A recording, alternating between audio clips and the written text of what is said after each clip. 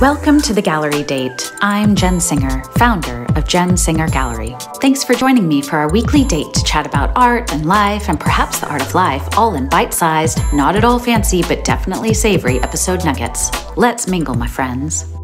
Don't forget to press record, Jen. Well, hey there. Thanks so much for joining me today for our gallery date. So it's been a minute because COVID was a bitch, to be honest, but I'm back and better than ever, or at least not coughing my lungs up now. So everything's freaking great. So today, class, no, I'm really thinking about getting my nerd on and having a book club. I mean, it'll be like the lamest book club ever because I'm really slow in reading books, but I found this book in my bookshop the other day that I forgot I bought. And it's called Reductionism in Art and Brain Science by the Nobel Prize winner, Eric Arkandel. And I don't know, I thought it'd be fun if I'm not the only person reading it. So maybe somebody else out there would be as nerdy as me, glasses on, and want to read it too. So there we are. Let me know, DM me, and we'll have a book club of one or something, or two. Anyway, so today we're starting off the show with a viewer question. This question comes from Carla. Hey, Carla, thanks so much for sending in such a great question. And if anyone out there has any questions for me, please send them in. You can send them directly to me at Jenn Singer Gallery on Instagram and Facebook.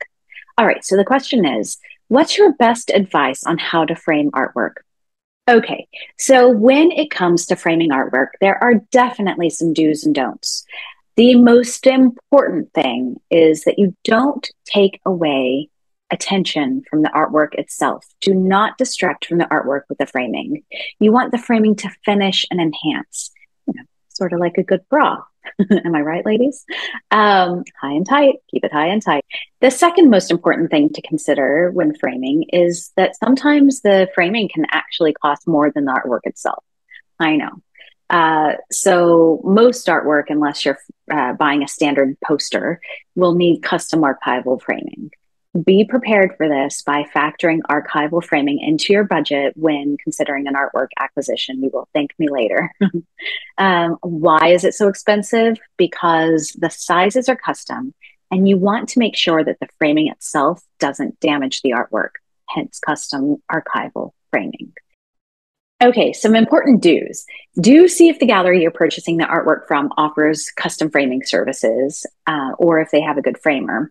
And also ask them for recommendations on how best to frame the artwork. They should know, or they should be able to reach out to the artist directly to get any kind of framing specifications that would be specific to that artwork. When framing, keep it simple. A go-to for my gallery for works on paper and photography is the white or black shadow box frame. We like it because there's some depth off the wall and it has a nice, clean, contemporary look with a skinny base around the edge and spacers inside that keep the artwork away from the glass. This is really, really important. You never, ever, ever want an artwork to touch or be pushed up against the glass. All right. So this is a piece, as you can see, hanging on my wall from my collection by an artist we just started working with. I'm so excited. We just started representing her. Her name is Mandy Coppes-Martin. And as you can see, the artwork is, it really needs to be on its own. It doesn't need any distraction. So we chose a nice, clean, minimalistic white shadow box frame. And it really helps the artwork to shine. This is a silk drawing on paper. It's what the artist calls a silk drawing. She uses many, many, many kilometers of unspun silk to create this drawing. So it's really important that this artwork can stand on its own within the frame. And I think we've achieved this here. The paper is floating inside the frame with an archival mount, leaving the edges of the paper exposed. And with this frame, we are confident that it will not be exposed to damage from the air. It's UV protected, so it's protected from the light exposure to light, and it's also protected from humidity. The next important do is that it's a good idea to use UV resistant plexiglass. It keeps the artwork light on the wall. Artwork, especially large scale pieces, can get really heavy, and especially if they are framed with glass. So it's really good idea to use UV resistant plexiglass. The UV resistance will protect the artwork from exposure to light over time. So even if, you know, the artwork is not a delicate watercolor or something that's really vulnerable to fading over time, and if it's not in direct sunlight, you still want to think about using UV resistant plexiglass. You might move, you know, to a new house, or you might just want to move the piece to another room, which is a sunnier room. So either way, wherever it goes, it'll be protected, increasing the artwork's longevity. So sometimes framing can enhance a work when you play with different colors and options. And this is where you'll want to work with a really good framer to make sure your bold choices make sense and don't distract from the artwork. Here's a really fun example of this. This is an artwork in my collection that I purchased from a Portuguese artist during the first COVID lockdown. I'm going to link to this artist's Instagram in the show notes. Their names are, it's a couple. Their names are Carla and Fabricio. And I can't pronounce the Portuguese Instagram handle, so I'm just going to link to it. So this piece, as you can see, is embroidered. It's on an embroidery loop. And I wanted to figure out how to frame it with the loop suspended, floating in a frame. But minimal frames were not making sense with this piece. It just didn't look right. And it was just kind of getting washed out.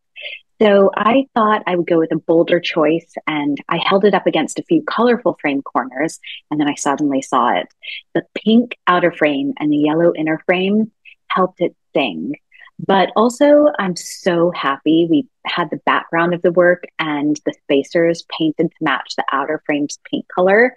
It is the most photographed and talked about frame in our house, and I love how it turned out. I'm really, really happy with it. And I think it only enhances the artwork. It definitely does not take away. So it was a bold choice for a frame, but I think it really, really shines. All right. So another do is, if you can afford the upgrade to Museum Plexi. It has an anti-reflective quality in addition to UV protection that makes a huge difference in how the artwork is viewed. It's like there is no glass at all, which with some artworks, especially very delicate light pieces, it makes a huge difference when you don't have to battle with the glare or reflection when seeing the work. So that is a good one, especially if it's a very, very, very valuable piece. Definitely get the upgrade. Now for some don'ts. Okay, matting is not dead, but it does have a certain traditional framing look. There are more contemporary archival mounting styles, like in the Mandy Coppes-Martin artwork that I showed you. That can be used instead. But if you do go ahead and use matting, be sure that the mat is not the same size or smaller than the face of the frame. So for example, if you're using a frame that has a 1 inch, it's a 1 inch frame, right? You do not want to then decide on a 1 inch mat. So that makes it 2 inches in width, but the mat is going to look even smaller than the 1 inch frame, because you lose about 1/4 of an inch in the framing process. So what you want to do is make sure you use at least like a 2 inch mat with a 1 inch frame. And if you go with a really thick frame, like, you know, a couple of inches, 3 inches, I don't know, then you want to like make sure that that mat size again doesn't exactly match the frame size. And you also want to make sure that it doesn't go smaller. You don't want like a 3 inch frame and then like a 1 inch mat. It will not look right.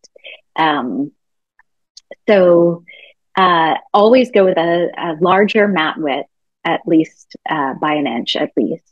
And mat that's just too small looks like a mistake. Trust me. Okay. And this is also a good idea. Just check with any framer that you're working with. Just have a look and see what it looks like. So this is not the same case with floated artworks on paper. So if the artwork's floating in the frame without using mats, it's an archival float, and there's a border around the floating edge that shows the backing. It's usually like an archival backing behind the artwork. That can be closer to the edge of the frame. As you can see in this commissioned painting by Anne Austen Pearce that we just framed for a collector, the artwork edges are close to the frame. It's a massive piece, and we were working with a final overall dimension for the frame that needed to be a specific size. It couldn't go over that size, so we couldn't add a massive border, and it worked out beautifully. I cannot wait for this collector to see this piece in person. It's being prepared for shipping now, and it is stunning. Anyway, okay. So those are a few framing tips off the top of my head, but also my best pro tip ever is to use masking tape. Map out exactly the size of the artwork with framing you will have on your wall. So get some old newspaper and some painter's tape and tape it out, measure it out on the wall to the exact size in the exact space that you want the artwork to go, and then step away from it. Is it too small? Is it too large for the space? And also be mindful of how high you're hanging this artwork. There is a chronic epidemic throughout the world, but for some reason, especially here in the UK, it is the epidemic of hanging art way too high on the wall. Why does this happen? I do not know, but it's just like way too high. There are just random paintings floating above people's heads. I don't know why. So actually my husband did this the other day. He knew it was too high after he installed it, but our stone walls are a complete pain in our house. So I know it's going to be fixed eventually. But until then, it'll probably annoy me. But that's married life. Be patient and be grateful anyway. So here you are, free love lessons as well.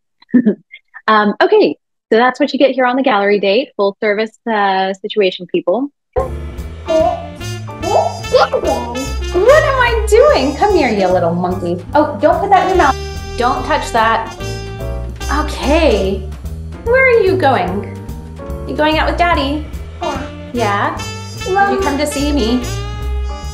Can you say hello to everyone?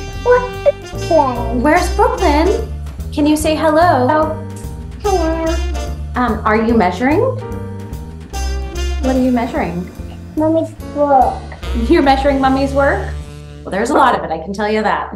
Miles worth. Oh, go on. Oh, I got lots of. Thank you. Thank you for all those kisses. I love you. See you later, alligator. Back to work. Now, because I vowed to keep this week's show brief, we're cutting straight to our crazy art world news, and it's going to be a quick round of what's happening out there now that we're somehow already through most of September. Like tomorrow, it's almost Christmas, people. I don't even understand how this happens. But let's get to it. So this month brings us some more celebrity art, which is like so much celebrity art shows lately. Like Brad Pitt has his first museum show in Finland. And, you know, how many amazing artists are there out there that actually get a museum show? But now Brad Pitt's a sculptor and he gets a museum show, which I actually think would be a lot cooler if he was exhibiting with Nick Cave, the sculptor, rather than Nick Cave, the musician. But maybe that's just me. Anyway, so this month also brings us the much talked about Ethereum merge, which is probably where I lose some of y'all. Am I right? Don't go anywhere. Ethereum is the cryptocurrency that most NFT artwork is bought and sold with. It received a lot of criticism because it was so very bad for the environment, a real energy guzzler. So this merge updated the currency from a proof of work system, which sucked vast amounts of computational energy to mine it, to a proof of stake system, which allows users to validate new blocks on the chain and earn new Ethereum tokens by providing pre-existing Ethereum tokens as collateral in a process called staking. So it's better for the environment, like way better. In fact, Bloomberg News says it will save an amount of energy almost equivalent to the annual energy consumption of all of New Zealand. But also, it may invite more regulatory scrutiny as the SEC in the US may consider the token securities now rather than assets. So, or currency. So all of that to say that despite the merger, the value of Ethereum continues to drop recently. It's still early days, but I'm super curious to see how this will affect the NFT market.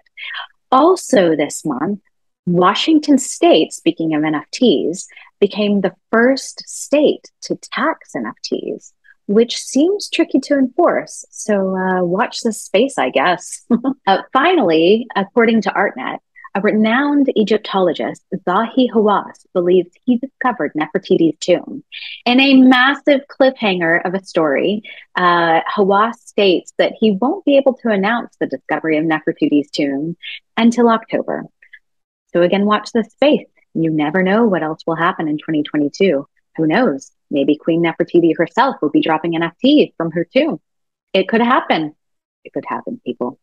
2022 has been weird, so let's see what happens. Okay, that's a wrap. I should say before we go, if you would like to see the framing examples that I gave earlier on, and you've been listening to the podcast, which I very much appreciate, definitely go check out the video for the images on thegallerydate.com. All right, so thank you so much again for joining me. Thank you for tuning into The Gallery Date. Join me for our date every Wednesday for a bite-sized episode on thegallerydate.com. Please subscribe, follow, rate, and review The Gallery Date on YouTube, Apple Podcasts, Spotify, or wherever you get your podcasts. Thanks again for joining me, and I'll see you soon.